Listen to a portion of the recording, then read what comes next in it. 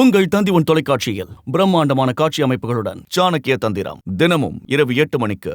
ஜெகன்மோகன் ரெட்டியினுடைய ஆட்சியில அமைச்சராக இருந்த நடிகை ரோஜா செய்தியாளர்களை சந்தித்து வருகிறார். அந்த காட்சிகளை பார்க்கலாம்.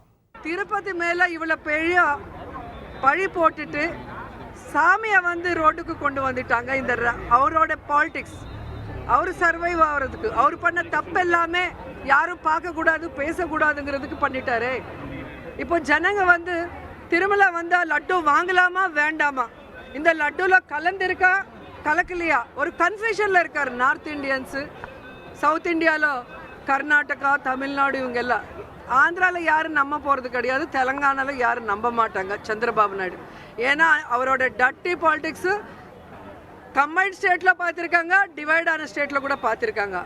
ஸோ இன்னைக்கு நாங்கள் கிளியர் கட்டாக சந்திரபாபு நாயுடுக்கு, பவன் கல்யாணுக்கு சம்பந்தம் இல்லாமல் வெளியே ஸ்டேட்லேருந்து எங்கள் ஸ்டேட்டுக்கு ட்ராமா ஆடுற பிஜேபி சின்ன சின்ன லீடர்ஸ் யாரோ இருக்காங்களோ அவங்க. ஏன்னா மோடி சாருக்கு தெரியுமா இல்லைன்னு எங்களுக்கு தெரியல. ஸோ இவங்க எல்லாருக்கும் நாங்கள் சொல்கிறது ஒன்று தான், உண்மையிலே தப்பு நடந்திருந்தா நாங்களே கேட்குறோம், சிபிஐ என்கொயரி போடுங்க. சுப்ரீம் கோர்ட்டு ஜட்ஜு அதுக்கு பரிவேட்சணை பண்ணோம். ஏன்னா அவரோட இதில் தான் நடக்கணும். சுப்ரீம் கோர்ட்டில் பில் இருக்குது, விசாரணை பண்ணுங்க. தப்பு பண்ணுறவங்கள தண்டிங்க. அதில் கலந்திருந்தா அதுக்கு யார் அவங்கள தண்டிக்கணும். அது இல்லாமல் பொய் சொல்லியிருந்தா பொய் சொன்னவங்கள தண்டிக்கணும். இதுதான் நாங்கள் கேட்குறோம். ஸோ இது கிளியர் கட்டாக எல்லாருக்கும் தெரிகிற மாதிரி ப்ரெஸ் தான் பண்ணணும்.